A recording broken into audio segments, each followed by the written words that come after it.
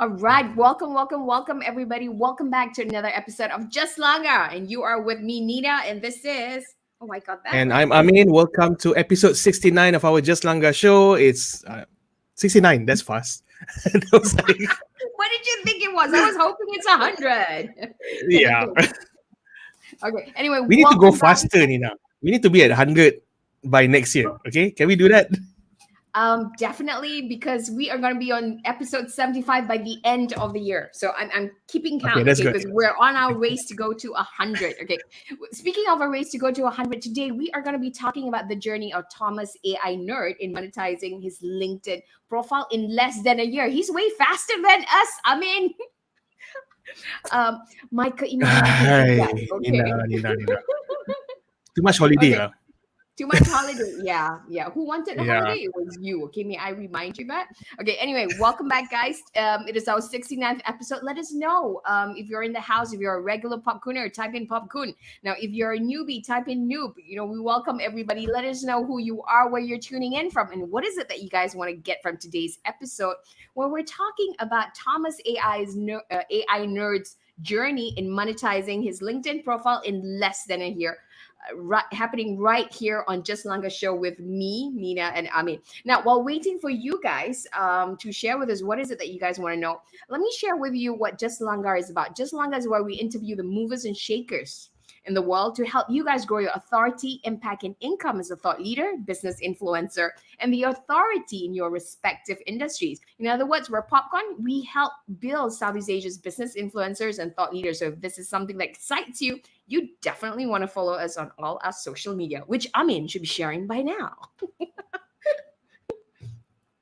Come Okay, and join. now, Come and join us. okay. So before I introduce you to our speaker, let me share with you what's happening in a couple of weeks. Next week, nothing is happening because it's Deepavali. It is the festival of light, yo. So happy Deepavali, my favorite people. Yeah, okay. The week after, I'm hoping it's gonna happen. This guy is super hard to get, but have got his poster. I mean, it should be exciting. Thursday 11, we've Wait, got Harvard. why is it a hope? Okay, I said I hope. haven't confirmed it. I Why is mean, it a hope? this is that one interview I haven't gotten confirmed yet for the whole year. Okay, kind of thing. So this is Harvard alumni, award-winning technologist, professor of innovation, rescue pilot, deep tech investor, and global speaker. This is Ravinder Singh, who's going to be talking about. Okay, I have a confession. The title is not confirmed because I have yet to confirm it with him because he's hard to get. But if anything, we're going to be talking about content and social media, the future of it. Okay, because he's a deep tech investor. Okay, then the week after that is confirmed. For the first time in Just Langa, we've got you a Twitter influencer happening on 18th November. Sharifah Hani Yasmin, founder of One Step Closer, will be talking about personal branding via Twitter, the do's and don'ts, and Donald Trump. Why is that? Wait. This is like the first time ever that we have someone from Twitter to come in, right? Like we're Exactly. talking about Twitter, exactly specific on Twitter, because we're going to be talking Yes. about LinkedIn, We've, TikTok, we've spoken about LinkedIn a lot, of course, because we're pro a LinkedIn. lot. Yeah. Instagram, we've got one that Mm-hmm. artists. We had TikTok, we have YouTubers coming in, Mm-hmm. but we even had people who were big on Spotify. But for the first time ever, we've got someone who's huge on LinkedIn. What is this? Sorry, Twitter. Yeah, there you go. So that's happening on 18th of November. And why is Donald Trump important on Twitter? That one we gotta find out. Okay, and for the last Okay. Thursday of November, that's 25th November, we've got you another LinkedIn expert. What did we tell you? We interview all the LinkedIn experts. This is Joshua B. Lee. He's going to be sharing with us the power of LinkedIn, how to build your influence, create content, and grow opportunities. Okay, so again, if this is something that excites you, you definitely want to follow us on all our social media channels so you will be notified. Okay, but Come and tonight, join us. Come and join us. Come and join us. Come and join us. Right? Come and join us. I mean, why is it that when you say it, it sounds like you're selling fish at the market, like in Asian That's style? that's the well. It's Because that's conditioning it. okay, you know what? That's That's what how it we is. sell in Asia, yo. So you come, Exactly. okay, come and join us, kind of thing. Okay. So again, if this is something that excites you, you definitely want to follow us. Okay. But tonight we are talking about the journey of Thomas AI Nerd and how he Mm-hmm. basically grew his LinkedIn profile to 115K and started monetizing his profile in less than a year. Okay, so what is it that you guys want to get from today's session? Let us know in the comment section. I can't see any comments because I can't open my LinkedIn, but yes, we'll be able to see it here.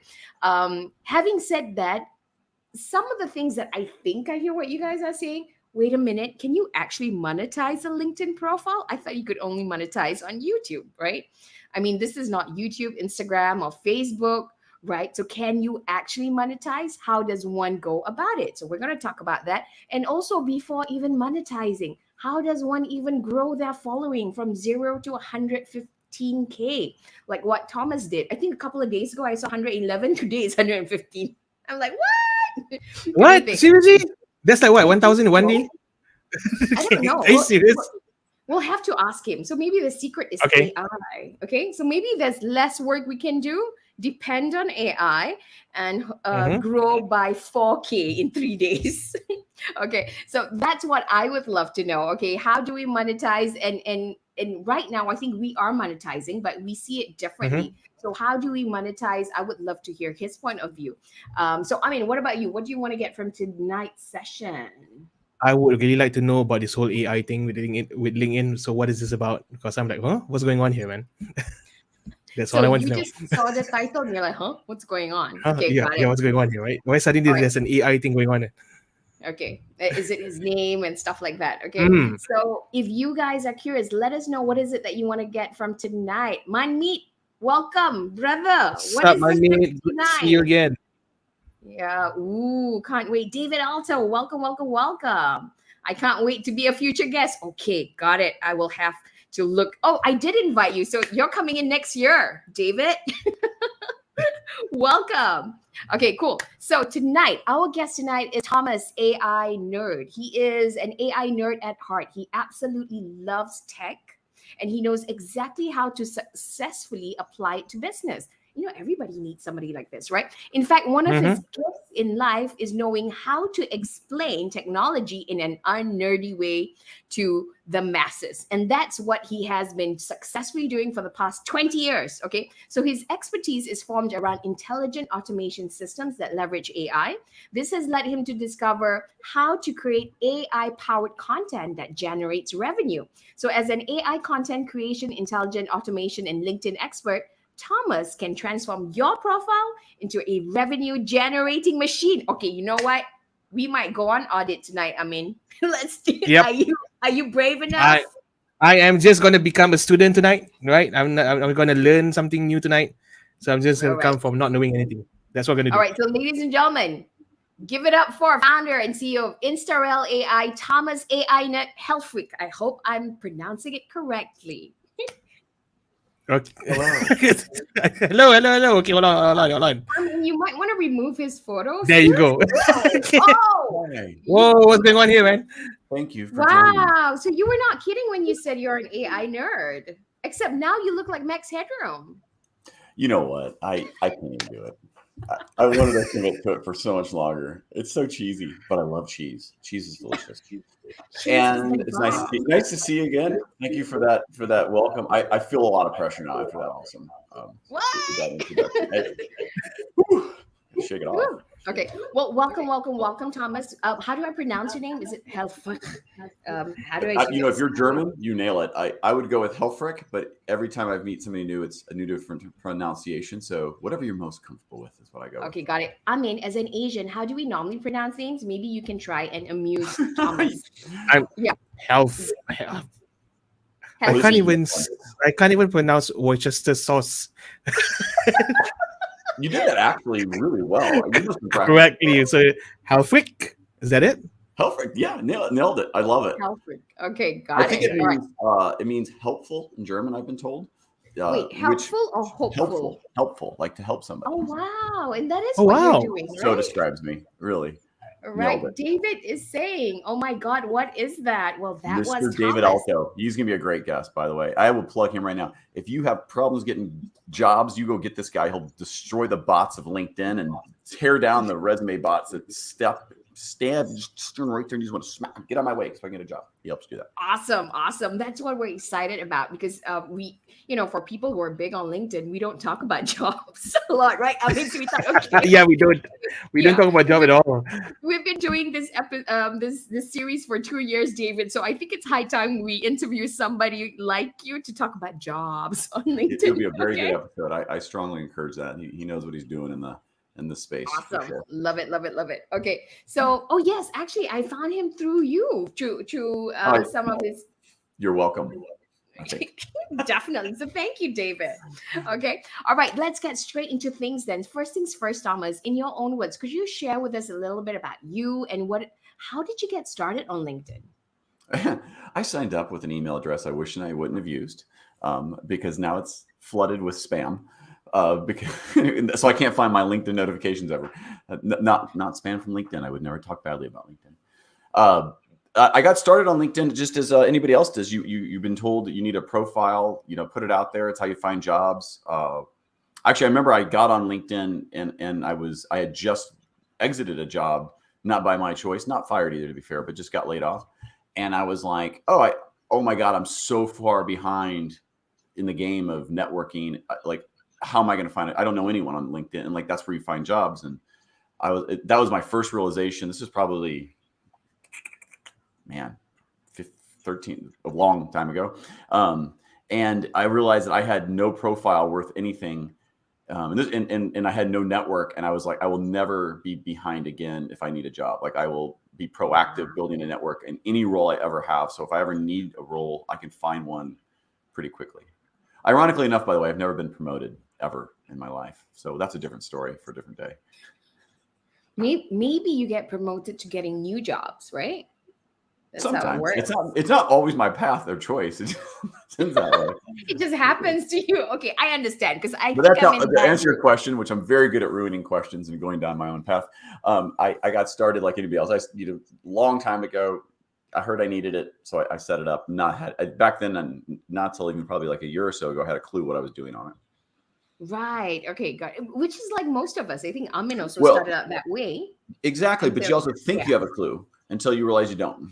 It's kind of like being in your 20s and 30s and you know everything, and you get in your 40s and you realize I know less than I've ever known in my life, and now you learn everything, and now you learn stuff. So. I absolutely agree with that. Okay, so that was 13 years ago, right? And now, what is it that you do today so that we can share with people what is it that you do and who do you serve and how do you serve them? Yeah, absolutely. So I do a number of things right now, and that's part of the journey. But in my expertise is in intelligent automation systems, and that's leveraging technology to automate a business process to cause an outcome. So it's not doing tech for tech. It's not doing the business process as usual as you've always done it. It's combining the right level of tech, people, and process to get what you want. And in that, I discovered, anything from automating invoice processing with robotic process automation, intelligent document processing, to discovering that content creation is an absolute perfect candidate for intelligent automation, leveraging some AI writing, some really good people, and a really good strategy. And so I started up a company about a year and a month ago with this premise that I kind of proved out on my blog of how AI can create relevance and create following and people of interest without it being perfect. And so I spun up Instarel.ai, and since then it's kind of been just a crazy year, but an orchestrated year. It wasn't random. It didn't happen because of chance. I had set some goals and put things in place and took some risks and experimented, and it's now I got to come up with new goals because I hit all the ones I had set. So that's the harder part. What do I do next year? Okay, hang on. You hit them within a year? Yeah, and then like an 8-month period. Wow. Okay, so we'll get into that later. Yeah. Okay, let's talk about the most important part, the topic of today and your journey to 115. And you did this all within a year, right?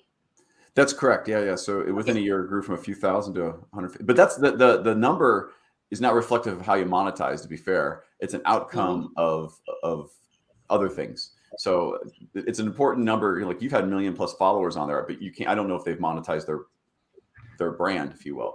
And then there's a difference that people don't have to get to even to 100,000 to monetize. And I think that's the inspiring piece I'll leave you with today, is that that's an outcome of just doing the right things to get in the direction you need to go, less so to become. It's not an absolute. You can get 115,000 followers and never get a bit of revenue in your life. Yeah, definitely. I think we see people like that because they come to us and they're like, Nina, how do I monetize? I've got so and so followers, and we're like, okay, kind of thing. I'm gonna leave it as that. Okay, so first things first, when you actually started about a year ago or 8 months ago, and you're at 115, right? What do you mean by monetizing so that we're all on that same level? Yeah. Oh, I was going to introduce that if you didn't. So to monetize means to make money from, right? And that could be in the form of getting a better job or a position. That could be in the form of getting people to pay you to go do posts, so do promotional.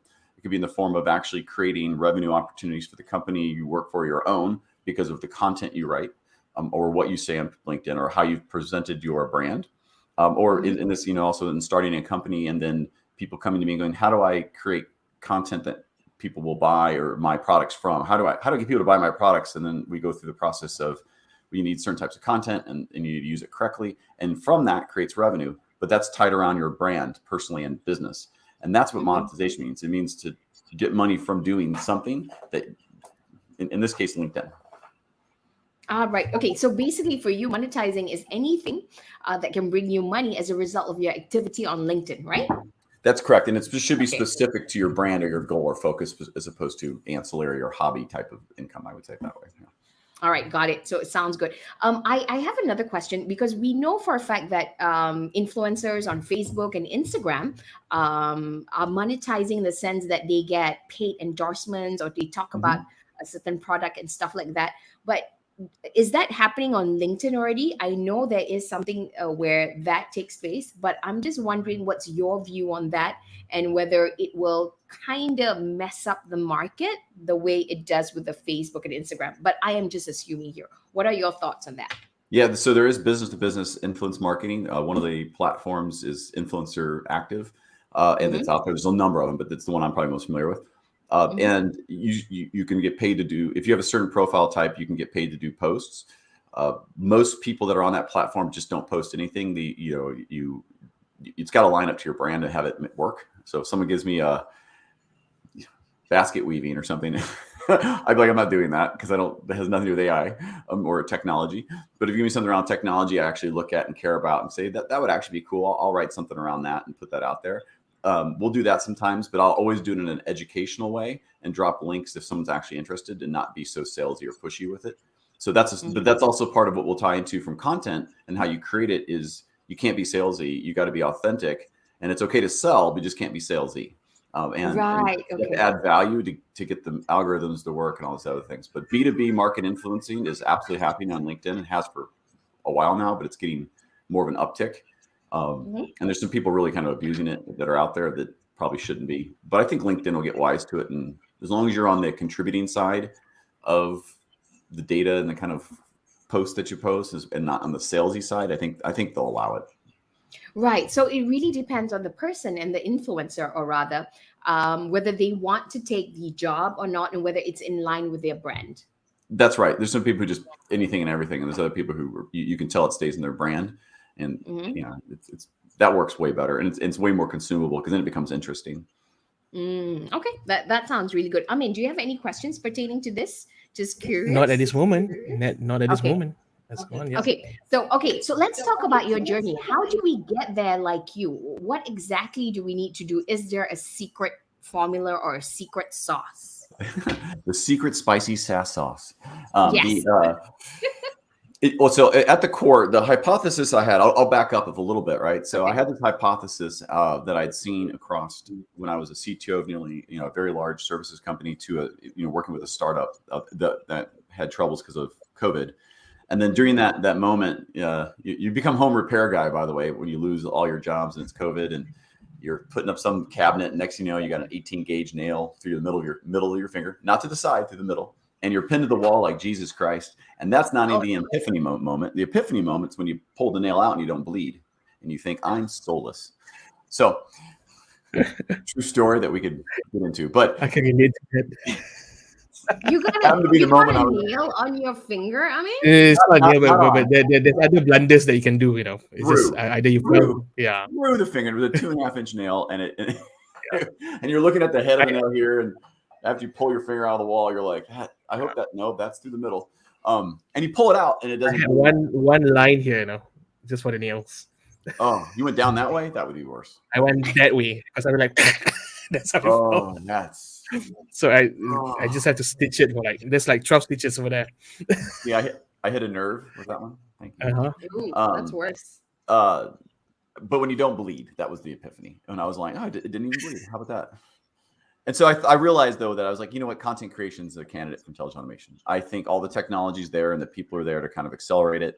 So I ran an experiment on AInerd.com. It's how I got the AI Nerd title. I own that blog. It's currently under construction, please. Wait. Sorry. You got the epiphany when the nail went through your finger? Yeah. Is that right? No. When I removed it and I didn't bleed. Ah. What's the link? Sorry. It's pain. Your mind wanders when you have that kind of pain. It's just everything good comes from pain in life, right? Like from realizing something hard.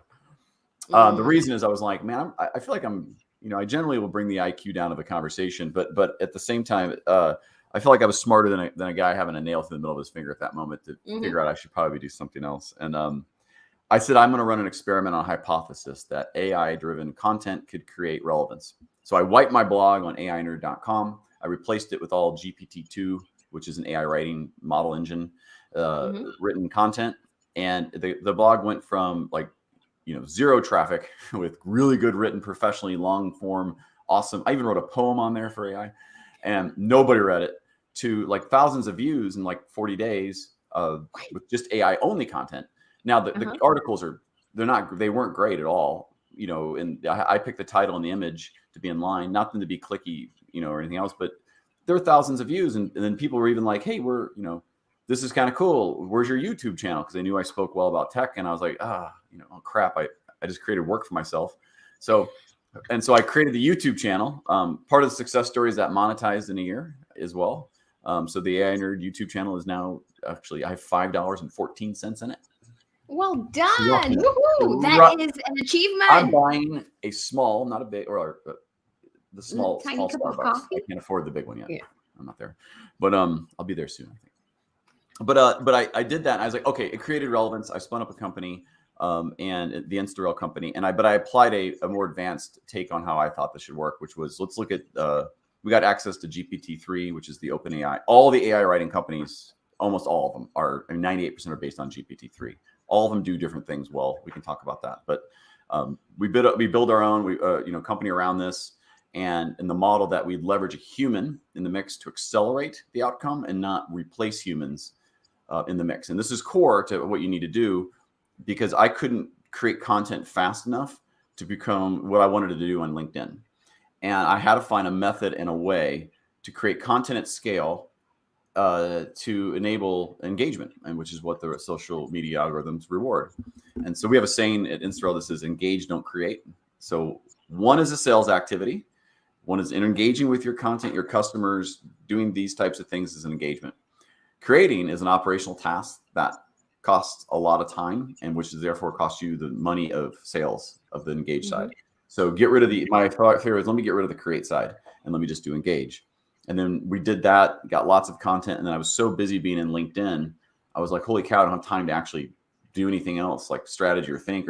And so we came up with some more methods to create better engagement and more call to actions around the content and how I would engage with it and who would help me do that from our business page or whatever else.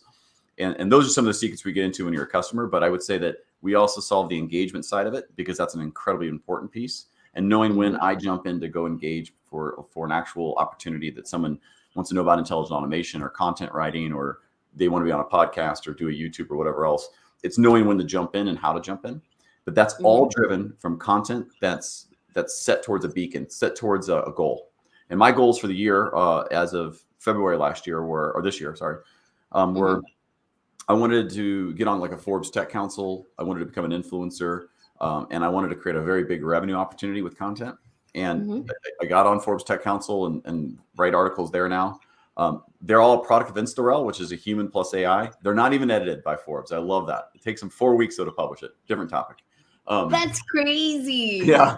That's crazy. Okay, hang on. I have a go ahead. question. Why is it that your perfectly written, human written articles nobody reads, whereas the AI ones, which you said is not that great, everybody's reading by the thousands? Please explain to me So it's volume. what's going on. So you have to have a volume play, and it's also how you leverage content. I was putting on my blog that no one cared about.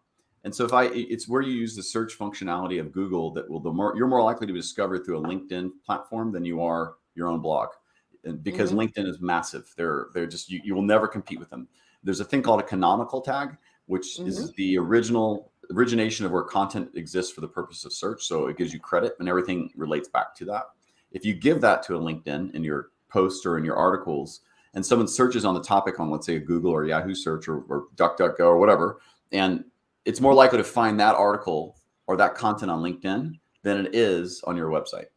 And so it's better to give it there, let it leave there for 30, 60 days, and then you can go post it on your blog or your personal website and give a tie back to LinkedIn. And you're still more likely to get found that way on your personal blog than originally posting it on your website. And this has to do with companies and corporations and anybody else. You could be a $150, $200 million company that can't even come close to the platform presence that LinkedIn has on SEO with search. And so the big mistake you see lots of companies do is they put it all on their blogs. They think they have to have it there, and they do, but they probably should have committed it to a bigger platform first, and they would have been more likely to be found quicker. So there's a lot of strategy goes into this as well. But I want to answer your question short because I told you I ruin questions really well. You need a lot of content. You need a lot of content, and you need it focused on a goal, but it can't be only focused on the goal. There's got it. So it's got to be a combination of the number of content that you're creating, as well as putting it on a platform that people will discover it, right? Yep, and quality matters, but not as much as you may think. I'd say it that way. Okay, got it. So what do you think, if quality is not as important as we think, what do you think is the most important thing we need to do in order to build ourselves up to your level? You need volume and consistency. So the biggest piece is you need a lot of topics around a subject. They don't have to be perfect. They can't be crappy. I mean, they can't be terrible, but they got to be good enough. Good enough where the group that's consuming it can read it. So if you make it too techie, too in the weeds, too knowledgeable, no one reads it. That's great for you and you feel great about yourself. And that's what I did on my blog, was I had some really in-depth things and no one read it because it's just too much in the weeds. And so you got to create things that are readable, layman almost to you, to the expert, but something that builds trust with your audience. And there's a style to do that for sure. And you also need consistency. So one a day at least, maybe take the weekends off so you can spend some time with people that like you and or they won't like you if you keep spending time on LinkedIn all the time.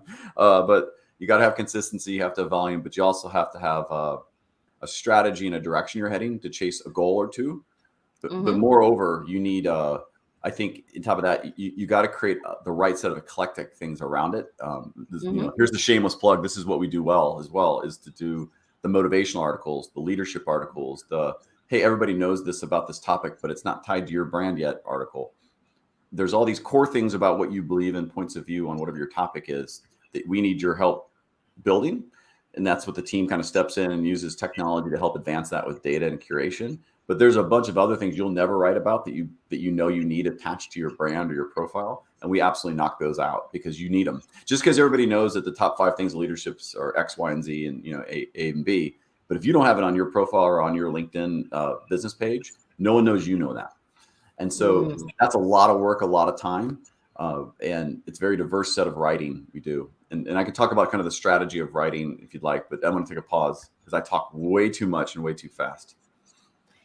No, I think Amin would love to know strategy and writing. But before we go into the strategy of writing, I would love to know, you mentioned just now that it's not all about just talking about yourself. There has to be a mixture of things. So what is that magic formula or that magic? Yeah, what's Thomas' formula for this? I think I would love to know that.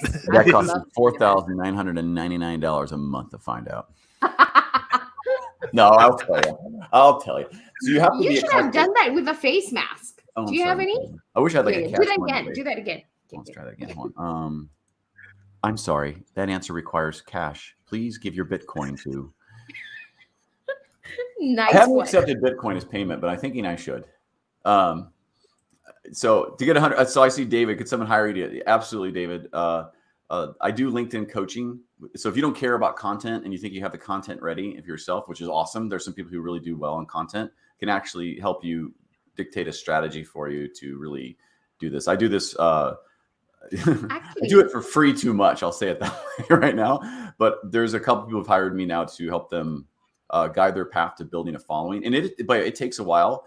And I'm just hitting it, I think, at the right time, with the right level of, I've multi-tenant things with YouTube and in a job that does stuff, and then this brand. So I think I'm getting lucky to some degree, but it's somewhat orchestrated too. But I want to talk to your question of the eclectic set. We do anything from motivational kind of Monday posts where I'll quote Winnie the Pooh to Einstein. I mean, it doesn't matter. We'll do some fun polls. I think the current one I'm running is Star Wars versus Star Trek. Go vote. What do you line up with? Who's winning? I think Star Wars. Yeah. What do you think? Star Wars. Oh, he's muted probably. Yeah, you got to drink. I mean, Star Wars or Star Trek.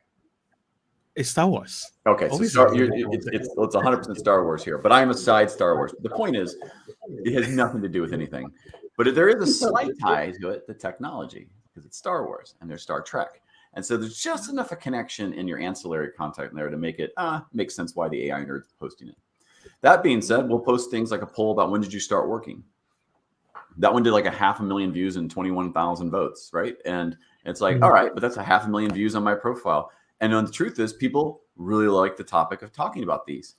On Fridays, we'll do something fun, like here's a fun fact, here's do this, or here's a picture, here's a video of me jumping off a pool, diving board with a beer in my hand that says, go have a kick-ass weekend. You earned it, right? I mean, those things, they're done because actually I like humor and I think it's funny anyway, but it's also reflective of my personality that I'm trying to put out there so people build trust with you.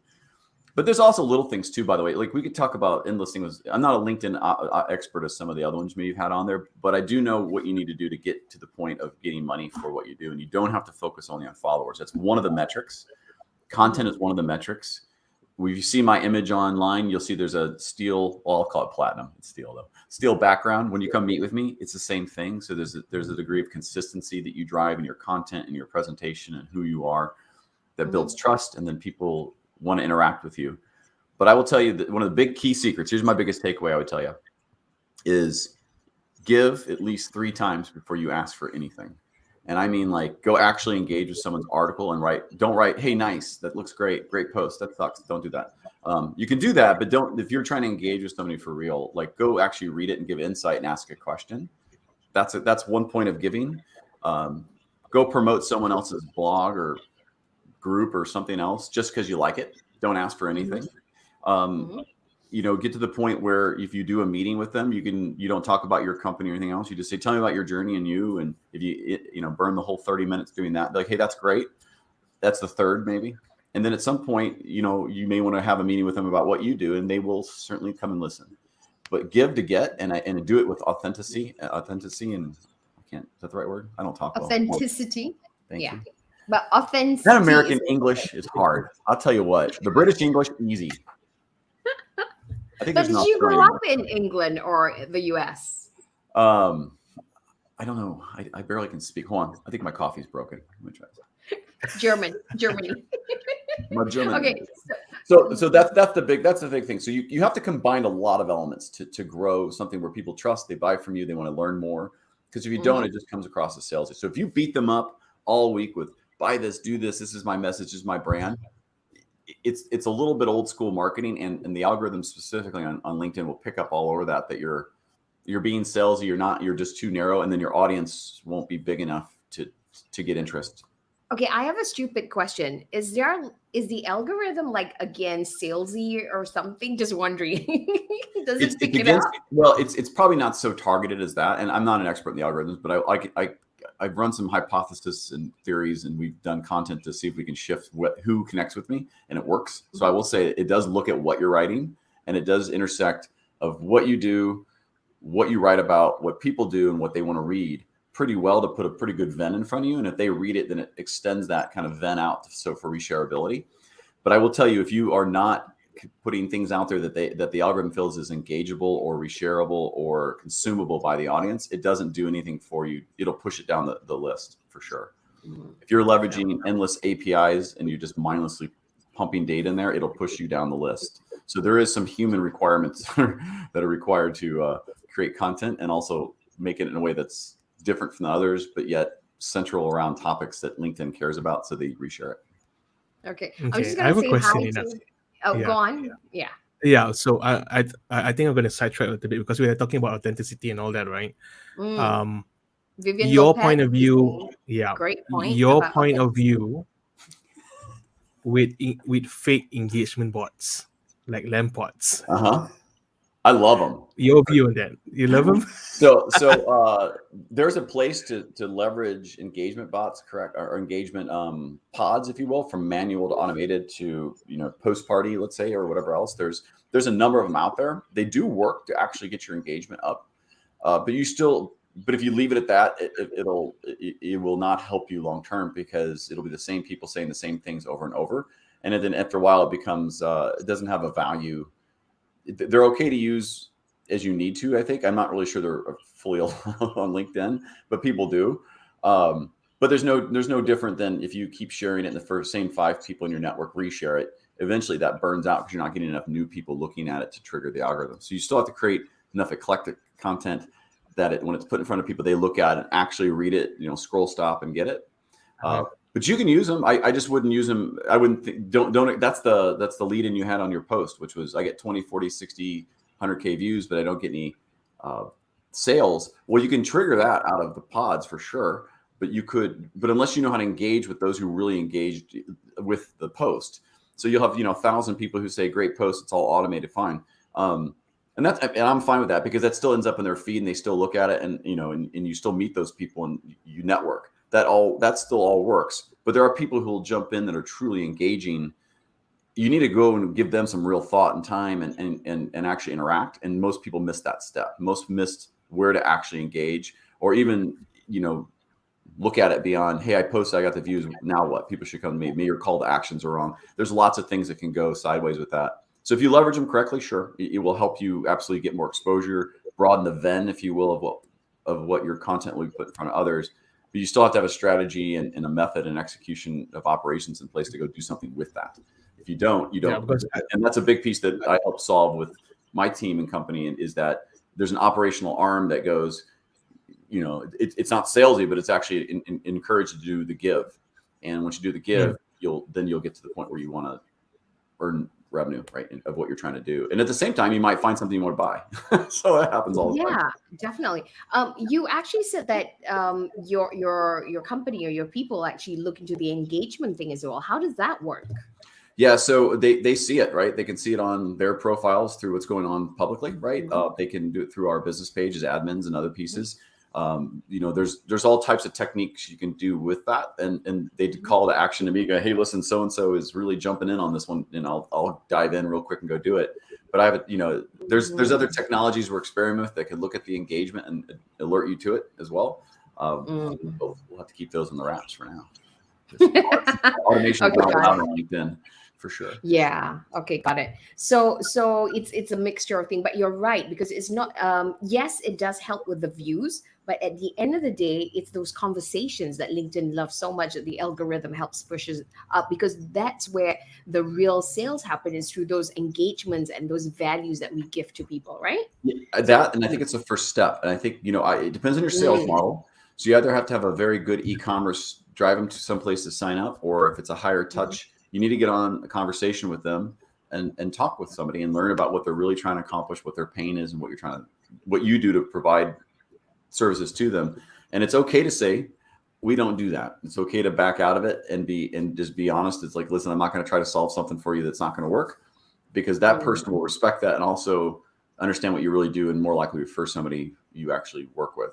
So that's a big, how you engage with people, or but as you network, right? If I meet somebody who needs help with their profile from the resume level or what they did in their jobs, I'm not gonna. We write content tons. I'm not gonna be the one to do that, though. I'm gonna send them to David Alto, who does that really well, and not me. I mean, that is absolutely a different set of content that we don't create, and though we create content. So I've been asked, and I'll ship him his way. So, but that's my point, is knowing when to refer off to give, and knowing when to say, hey, we can help you with that and at this level. Yep. I think a lot of people seem to forget that it is okay to say no, and that people respect you more for not wanting to do. So I think that's very important to remember. I just want to put back David's comment. Can someone hire you? You do have a class coming up, right? We do. So I'm doing my first master class the company producing it's Amphy, A-M-P-H-Y. I think it's amphylive.com is their, I should know that. I don't, but it's Amphy. Amphy Live, I think, is what they have on LinkedIn and Facebook. But they approached me to do a master class on this topic and really get into the weeds of the do's and don'ts and tricks and the steps. And I'll go through the journey and how I set goals and all these things. It's November 9th, I think 9 a.m. Eastern. I think they charge like $9. If it's 9 a.m., that's Eastern. 9 p.m. Malaysia 9 time. p.m. your time. Yep. It's only like $10 or something like that. Maybe 8. Oh, thank you. Look at that. Dropping a link. The link is also available on my LinkedIn in the comment section. I kind of listed it there. But if you need it, drop me a message on LinkedIn and I'll send it to you. Okay? Sounds good, guys. Thank you. I love plugs. Okay. Shameless plugs are the best. I love them. Oh, shameless. Yes. We teach our people to be shameless. We call it pays to be conceited. Okay, so that's what we're teaching our Asian people. I'm gonna share the link on the comment as well, right? So it's gonna be cool. Yeah. On LinkedIn as well. So look it up there and sign up. Okay, guys, that's going to be on November 9th at 9 o'clock Malaysia time or 9 a.m. What is this? PST? It should be. I think it's 9. Well, is it 9 PST? I don't know. I thought it was EST. 9 a.m. Where are you at? CDT? I'm in East Coast. I will nail. It's 9 a.m. somewhere. 9 a.m. somewhere. Austin, Texas time. Okay. Hopefully, I'll be available during that. Okay, cool. Now, okay, we spoke a lot about what to do, right? Do you have any tips about what not to do or the biggest mistakes that people make on LinkedIn? We don't have enough time to go through all those, but I will tell you the biggest pieces that I've seen is if we find this challenging because there's the idea of eclectic and engage, right, and to draw attention. You have to get comfortable with a few things. One, and I did this myself. I built a whole company around getting content that I didn't create, and it took me like 3 months to let go, to let the team do exactly in the tech what I exactly designed it to do. And when I did, that's when my profile took off. When I got out of my own way. Wow. Okay. So get out of your own way and get comfortable with being out there, and that you're not writing everything that the thoughts should be generally aligned to your thoughts. You shouldn't put things out there you don't believe in or you're there, but you should get. Okay, what were you not willing to let go? I'm curious about that. What were you hanging on so tightly to? Too much on reviewing content and the posts and the image. Like I was just too in the weeds with it. Just like I was chasing perfect still, and that's probably the biggest thing. Don't chase perfect. Chase good enough, for sure. And once I stopped caring about perfect, and I mean, half the time. I've given topics and direction, and sometimes I read a post and I'm like, interesting. I didn't know I wrote that. And so, but it's not something I don't disagree with, but that's part of what we do in the company, right? Is we get to know the brand and the direction of what someone wants, and we just create things around it. And if you trust that, it works. If you get chasing perfect, or you only want to talk about product, or you only want to talk about what your services are or what you're trying to do, and you don't come out of that weeds, you won't get the effect. You have plenty of marketing and promotion, but I think actually I know it doesn't work to translate into leads, close sales, and follows at scale. You'll just be any other marketing person out there, just kind of banging your head against the wall the same way everyone's always done it, and you're not leveraging the algorithms to your advantage. Then if you don't create eclectic and get people to trust your brand personally, and therefore your company's brand, you have to get eclectic. You got to get comfortable with. It's not going to be perfect. It's not going to be exactly how you say it. It should be generally aligned to what you believe. Generally, it doesn't have to be perfect. And the other is do not do polarizing topics. My word. Like, though that might be fun for you, you just truly isolate and alienate half of an audience to trust you. And then if you add a second one in there, so if you did politics plus vaccines plus, let's say, religion all in, you could be down to like a eighth of who would actually care to talk to you on LinkedIn. So just don't do it. Maybe do it on Twitter or I don't know, but don't do it on LinkedIn. In Asia, we have a term for it. Oh, that please. some people are just itchy. They just want to do topics like that. I mean, if that's your They're just so business, then do itchy. it. I mean, if you're in a political consultant or an advisor, or you're a talk show on it, sure, drive the politics right up the middle and own that brand. But if you're, selling software services, Don't get in your might not own way, wanna- right? it's the advice I'd give is maybe don't be so polarizing. You can be polarizing on Star Trek versus Star Wars, or tea versus coffee, or blue versus red. I mean, blue, like that's fine, maybe. Even Manchester and Liverpool, perhaps. Yes. Say again. Football teams, Manchester versus Liverpool. Yes, I would say that's too divided. Yeah. Honestly, I think people care about that too much. Or LeBron versus Michael Jordan. That's that's another. I'm not going to answer what the question is. There's just no question there. See, Okay. I won't take that bait. There's just no question there. Okay, so where do you think most people get stuck at? What's their biggest challenge? Oh, I don't have a prop with me. I would say it's the click, the first word. I still can't write an article with a blank page. To be fair, so one of the things we do, I'll tell you, it's starting. It's just getting there. And once you've done that, then it's the step of letting go and trusting, and that comes very, very quickly. But I drop voice notes on the Slack channels and on WhatsApp to the team and say, here, I'm outside, I have thought, here's 3 things on the subject. I voice it, I talk it, and then it becomes posts and articles just off thought. And you can start that way. Here, you can do it yourself, which I'd say that's not a bad way to try. But if you can't get one out the door in a day, give up. Just give up. You can't get a piece of content out in a day in under an hour. It's going to be too hard for you to do it with any consistency. So I meet people that say it takes me an hour to do a post, and I'm like, you should post in like 6 seconds or have it automated to some degree if you're allowed to, and through one of the schedulers, and then go engage with that for an hour and reshare it. And if you can't do that step, then don't create it yourself. You got to be able to do it so fast, within like a few minutes, and just be okay with it. If not, don't do it yourself. You're gonna spend a lot of time without getting the results you want. And even if you think like 1 a day is doing that, but you're spending too much time with it, you're missing the point of the engage, don't create. So unless you're going to be on the weekends knocking these things out and they're all ready to go, and it's just a lot of time. I would tell you there's better methods to do that. But if you do, the hardest step is that first word always. Definitely. I mean, any questions? No. I think we just need to be careful with time. It's already 9:17. Time is only a construct. Yes. It's 9 for you and it's 9 for me, but it's different. Okay, so Yes, we're yes. talking about mindset, right? It all goes back to mindset. What sort of mindset do I need to have in order to be successful on LinkedIn? What's the worst mindset to have? Perfectionist is the worst. Over controlling is the wrong. Assuming that someone has an idea of what's in your head.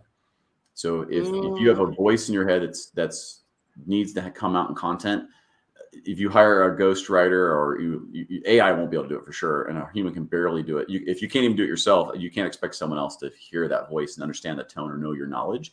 You may need to take a different kind of step. So, that's a different topic. The other piece would be expecting results in a month or two. So this is not a cost per click, which is definitely a faster results method, but also a 10 times the cost method. And if you want to build followers or revenue opportunities based on that, you better have everything in place to capture those costs and landing pages and your messages and your CRMs and all that. If you don't have that, don't bother. It's not worth it. If you want to take a longer form, a sustainable method, then think long-term and think I create content. I'm left with assets I can reuse and use in a sales cycle. If I'm going to go short-term and cost per click, you're left with nothing except for what you get from that ad campaign. So take a long-term mindset and know that it takes time to build, 6 months, 8 months, 9 months, a year. What you want to get is your friend that you finally have connected with, that you haven't talked to for a couple of years, that you met at some conference, and they say to you, wow, you're all over LinkedIn. And your perspective is that you're out there putting stuff out all the time and you never see anything. And then one day that'll happen and you'll know that you're in other people's feeds all the time. And that's the fun moment. You should realize that your work and your investment in yourself is is paying off. And last thing I'd say is think of it as an investment in yourself and in your company. So if you invest in yourself or your company, or the people around your company to help raise their profiles, you are truly making an investment into what you're trying to accomplish for that company. Okay, got it. Okay, I've got one last question. It's not really last. We're going to go into the rapid fire after this. But on your way to your 115K followers, what did you learn? Oh, I learned that the followers are important, but I don't know who they all are. So what I do try to say is, I mean, I don't think it's as important as that. Just being consistent with content was more important to create that. And some, you can have 140 followers that are all students and let's say interns, but none of them have money to go buy your services. That doesn't help you. And so creating content that is purposely driven and orchestrated to accomplish a goal is what I've learned is most important. To get the following base you want, to get the people to interact with you the way you want them to, so they can go learn about your services that you sell of any nature. You need to create content that's targeted towards that resonates with them. And one of the best examples is if you want to meet startup founders, let's say, you don't write about your services all the time. You would write about the pains that startup founders go do, or the need for diversity in your business strategy from day one to get a better outcome. You write about the fears that you'd have day to day and the emotional roller coasters around that, because that's how they feel and that's what they're going through. And so so the strategy I learned over that time is have a strategy and make sure that you stay to it and then be able to shift it as you realize maybe your customer base or who you need to meet is different, and then direct that. And it takes some time. I've been through that 3 or 4 times now with my own profile of the types of things I was writing to meet the types of people I needed to meet. And as we've shifted that content, the people that I've wanted to meet have connected to me. And so that it does work. It's not overnight. Once again, long form answer to a very easy question. Thank you. Got it. Okay. One last question. What's your advice for people who are already on LinkedIn, but they're not quite getting results? What should they be looking into? Oh, that's such a great opportunity for shameless plug. Are you ready to drop the Calendly link? Yes. You contact me. I will show you. Yes. I will use my Star Wars reference. This is the way. Mandalorian. Do you want to have a mask while you say it? So I don't think I have a Mandalorian mask. I have this one, but it's frightening. Just kidding. There you go. No polarizing topics. No. Okay, guys, if you're already on LinkedIn and you're not getting results, this is what you should do. Schedule a meeting with Thomas. You can read 1,000 articles, which I hope they're all mine, but I don't have 1,000. But I would just reach out, set up 25 minutes, and let's hear what your pain is, what you're trying to accomplish, and where you go with that. Either it be do it yourself, or there's a lot of it doesn't always end with someone buying something. It ends with someone just learning something. So that'd be my give. I'll give you at least 3 good pieces of advice in that meeting. Awesome. That Thank you for sounds saying that correctly. really good. Appreciate that. Okay. One last one. I've got 3 more minutes with you. When it comes to LinkedIn or any social media for that matter, what's the one thing that we should always remind ourselves? It's out there forever. And so be comfortable being you, but be okay if it shows up 2 years from now. You're like, oh, I wish I wouldn't have done that. It is that it's not a game.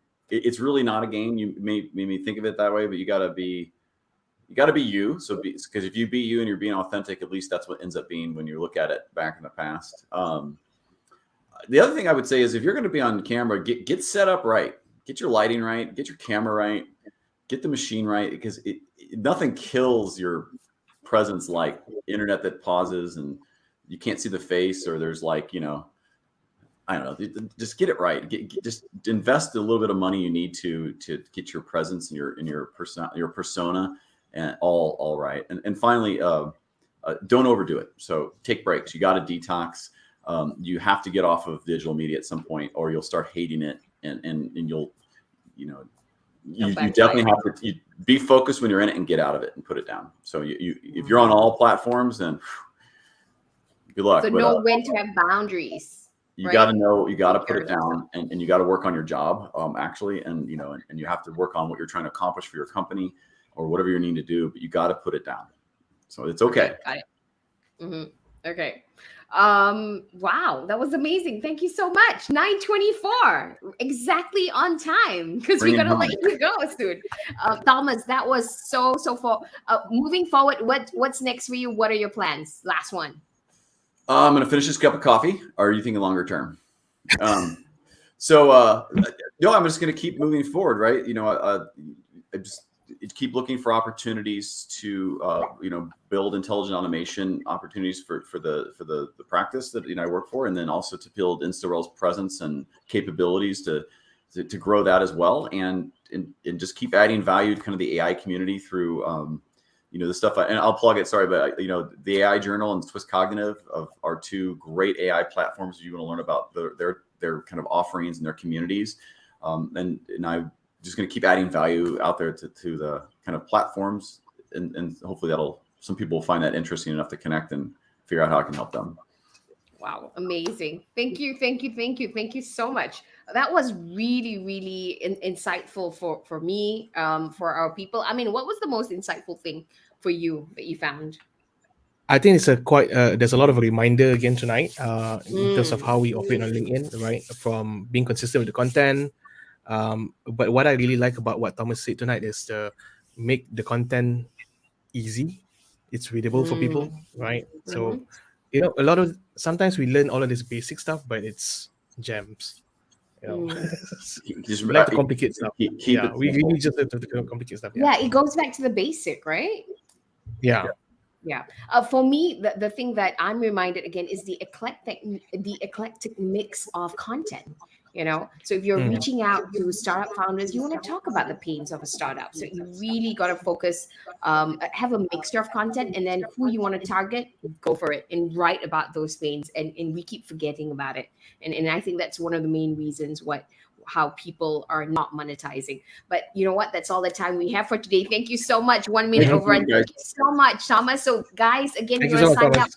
Yeah. Thank you so much. We'll see you Thank soon. you. Have a great There you go. rest Yep. of the year, and I am happy to be the 69th episode. That's awesome. Yay! Thank you. It's a Thank good you number, so much. 69.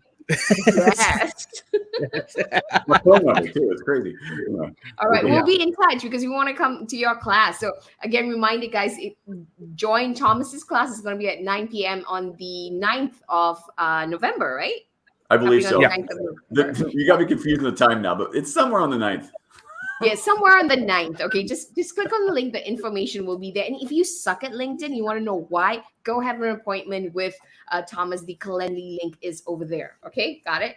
Thank you so much, Cheers, Thomas. guys. We will see you soon. Bye. Bye. Bye.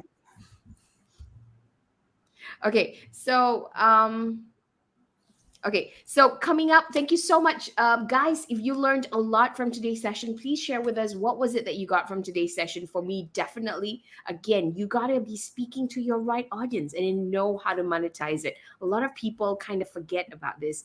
I mean, your biggest learning was reminders, about what we teach and why our stuff works. That's basically it. Now, thank you so much for your time. We hope you guys learned something. Just a couple of reminders. What's happening next week? Again, we're not going to be around because it's Deepavali, but the week after, guys, we've got an awesome session. Well, we hope we have an awesome session. Do we have? Ravi, We've got right? Harvard alumni, award-winning technologist, professor of innovation, rescue pilot. Okay, can you believe it? Deep tech investor and global speaker Ravinder Singh. We're going to be talking about the future of content and social media. And the week after, we've got our first guest who is a Twitter influencer. And she's going to be talking about personal branding via Twitter, do's and don'ts, and Donald Trump. What does Donald Trump got to do with Twitter? You want to tune in. And of course, on the last Thursday of November, 25th November, we've got you another LinkedIn expert, Joshua B. Lee, sharing with us the power of LinkedIn, how to build your influence, create content, and grow opportunities. So guys, we hope you had a fantastic session with us today. Thank you for your time. We hope you learned something. If you know someone who's really going to appreciate the sharing and insights from today's show, please tag them. Give us a like, lots of love while you're at it. Okay. Follow us on all our social media. That's Popcorn Fest on Facebook, YouTube, Twitter, IG, even on Telegram and LinkedIn. Okay. We'll be coming up with more videos and more speakers. So let us know who you want us to interview and why. Until then, that's all the time we have for today. I am Nia signing off, and this is And I'm Amin, and you've been popcorn by to us tonight. We'll see you in episode 70. Happy Deepavali, yeah? To those who are Happy celebrating next week. Deepavali Festival of Light, guys. Thank you so much. Thank Thank you so you for much. tuning in. We will see you next week, hopefully. Signing off. Bye.